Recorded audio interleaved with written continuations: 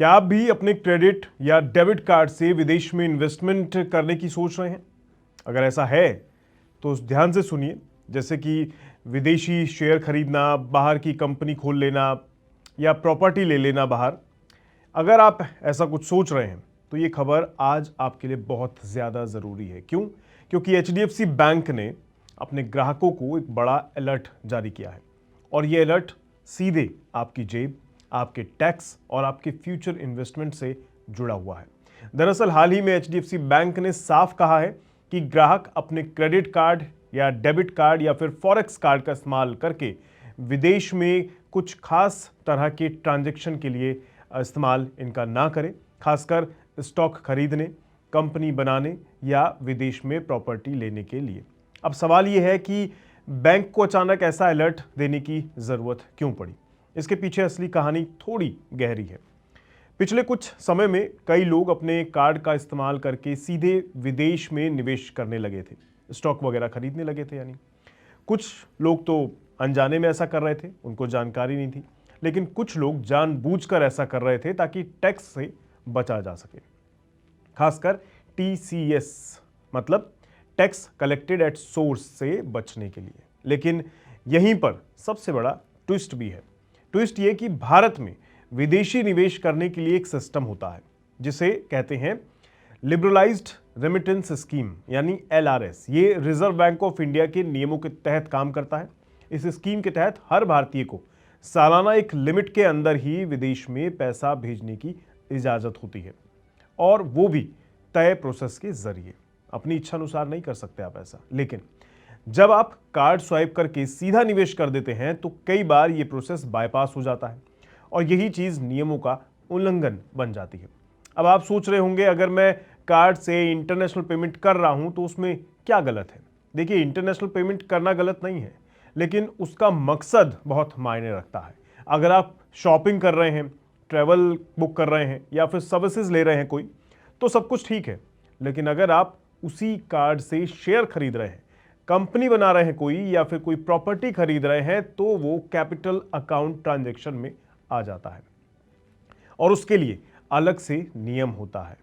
यही वजह है कि एचडीएफसी बैंक ने अपने ग्राहकों को साफ चेतावनी दी है कि ऐसे ट्रांजैक्शन से दूर रहें, वरना आपको भारी पेनल्टी, टैक्स नोटिस या फिर लीगल एक्शन का सामना भी करना पड़ सकता है।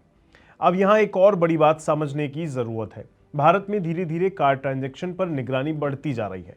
2026 से जुड़े नए नियमों के मुताबिक हाई वैल्यू क्रेडिट कार्ड खर्च को टैक्स डिपार्टमेंट ट्रैक कर रहा है और अगर आपका खर्च आपकी इनकम से मैच नहीं करता तो आपको नोटिस मिल सकता है। यानी अब सिस्टम काफी स्मार्ट हो चुका है और जुगाड़ वाली इन्वेस्टमेंट धीरे धीरे खत्म हो रही है। अब सवाल ये उठता है कि अगर आपको विदेश में निवेश करना है तो सही तरीका क्या है? देखिए, सबसे पहला तरीका है एलआरएस, जिसका जिक्र मैं शुरू में कर रहा था। इसके तहत बैंक के जरिए आप पैसा भेजना कर सकते हैं।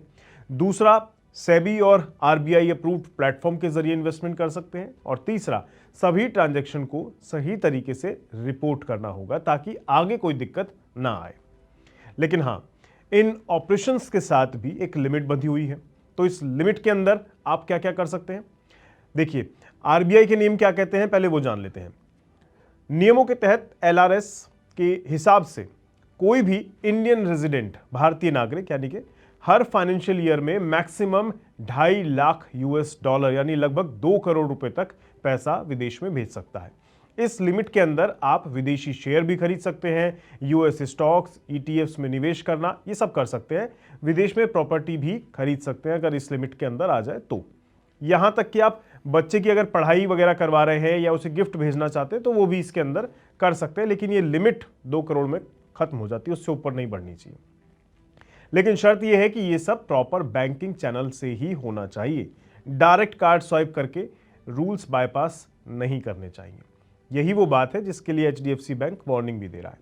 अब बात करते हैं security and exchange board of India यानी सेबी की।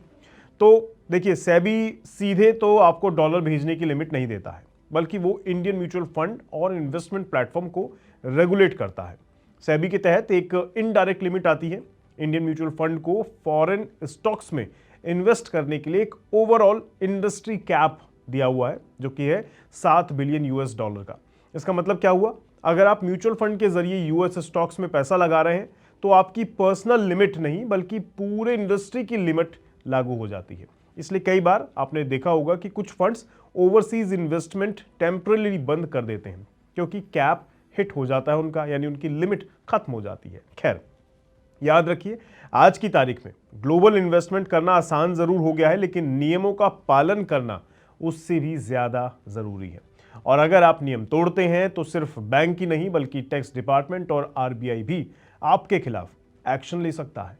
तो अगली बार जब भी आप अपने कार्ड से इंटरनेशनल ट्रांजैक्शन करें तो सिर्फ सुविधा मत देखिएगा बल्कि कानून भी समझिएगा, क्योंकि एक छोटी सी गलती आपको बड़ी परेशानी में डाल सकती है। विदेश में पैसा लगाना स्मार्ट है, लेकिन नियम तोड़कर लगाना सबसे बड़ा रिस्क है। और यही रिस्क आज लाखों लोगों को समझ में नहीं आ रहा है। लेकिन आप ध्यान रखिएगा, क्योंकि आप ये वीडियो जो देख रहे हैं, ताकि आप जो है ऐसी किसी भी परेशानी में ना पड़ें और ऐसी गलती करने से बच सके। और कोई आपकी जानकारी में हो तो उसे वीडियो जरूर शेयर कीजिएगा ताकि वो भी ऐसी किसी दुविधा में ना फंसे। आज के लिए इतना ही। नमस्कार।